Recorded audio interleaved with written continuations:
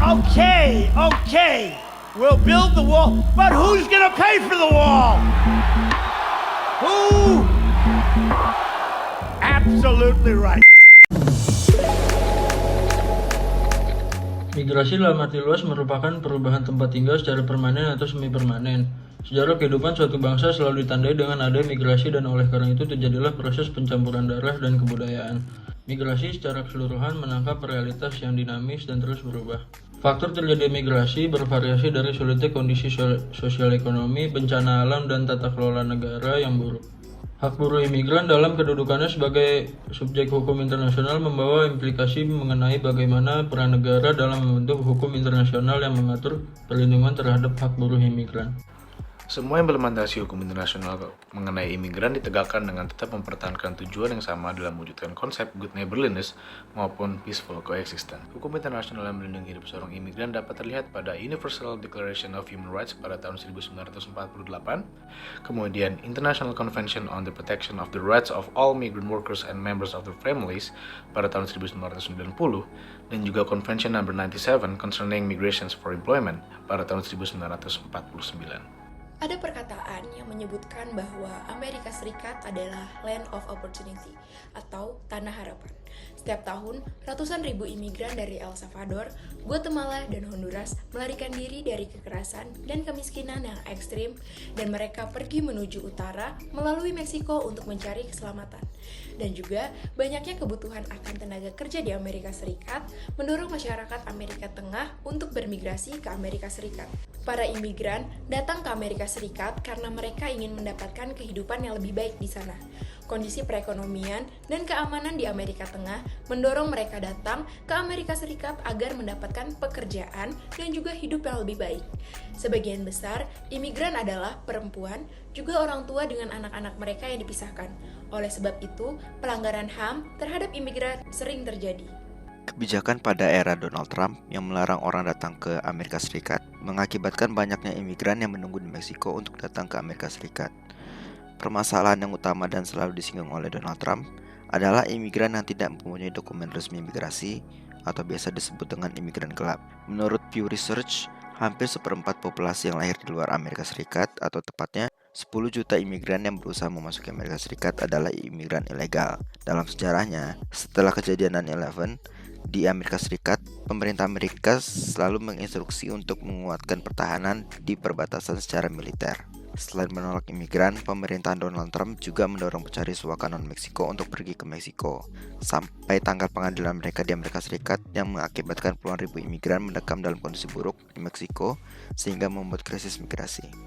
Jika kita melihat ke kebijakan kontroversial yang diambil oleh Donald Trump terkait krisis migrasi pada masa jabatannya melalui slogan American First, realisme sebagai perspektif yang berpikiran bahwa negara adalah aktor utama dalam sistem internasional dan hanya negara yang berperan sebagai pemerintahan paling atas di dunia internasional dalam membuat keputusan terutama dalam hal krisis imigrasi. Kenapa berhubungan dengan game theory? Karena game theory berisi berbagai skenario yang dapat terjadi jika seseorang dalam hal ini Trump mengambil keputusan melalui pemerintahannya ingin mendapatkan pilihan keputusan yang memiliki keuntungan maksimal bagi kepentingan strategis Amerika Serikat. Dari sini kita bisa melihat bahwa kepentingan strategis yang ingin dicapai pemerintahan Trump adalah pengurangan besar-besarnya dalam jumlah imigran. Kebijakan ini telah menyakiti kita semua. Presiden Trump telah melakukan segalanya dalam kekuasaannya untuk menundukkan lebih dari 1 juta penerima DACA dan memegang TPS untuk dideportasi. Dia telah memisahkan anak-anak dan ibu dan ayah mereka, baik dari perbatasan maupun di seluruh negeri, menimbulkan trauma luas pada anak-anak dan keluarga dan merugikan masyarakat. Dia juga telah memblokir jutaan orang untuk datang ke Amerika Serikat melalui saluran imigrasi yang ada, mengurangi kemampuan bangsa kita untuk menanggapi dan memulihkan diri dari krisis kesehatan dan ekonomi yang sedang berlangsung. Sepanjang pemerintahan Trump tanpa henti telah mengalahkan imigran dari tantangan yang dihadapi negara kita. Arus migrasi menjadi tidak terkontrol. Dari kebijakan ini, timbul krisis imigran di perbatasan Amerika Serikat-Meksiko yang juga berdampak negatif pada ekonomi Meksiko. Karena ekspor Meksiko ke Amerika lah yang mendorong pertumbuhan ekonomi dan lapangan kerja negara itu. Seluruh sektor Meksiko difokuskan untuk memenuhi keinginan konsumen Amerika. Dengan adanya kebijakan tersebut, pihak Meksiko akan dirugikan dalam hal kesejahteraan ekonomi. Para imigran pun menjadi terlantar karena tidak memiliki bantuan pokok seperti shelter, makanan, dan lain-lain, terutama terhadap perempuan. Hal yang terjadi tentunya berdampak pada imigran itu sendiri. Migrasi menawarkan peluang ekonomi yang lebih baik daripada imigran, terutama imigran perempuan.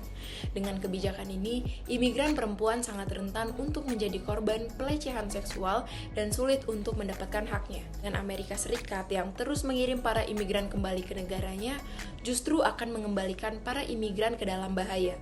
Imigran perempuan sangat beresiko di sepanjang perbatasan, terutama di titik dengan tingkat kejahatan serius.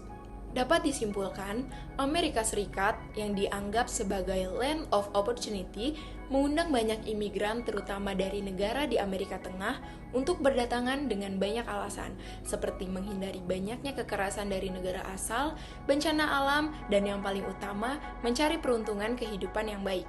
Namun, para imigran ini harus menghadapi realita yang buruk karena Amerika Serikat yang pada saat itu dipimpin oleh Trump memiliki sikap yang keras terhadap mereka.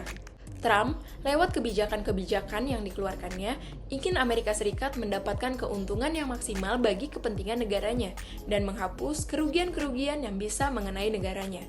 Walaupun banyak dampak negatif dari bidang politik, sosial, dan ekonomi antara Amerika Serikat dengan negara-negara Amerika Tengah.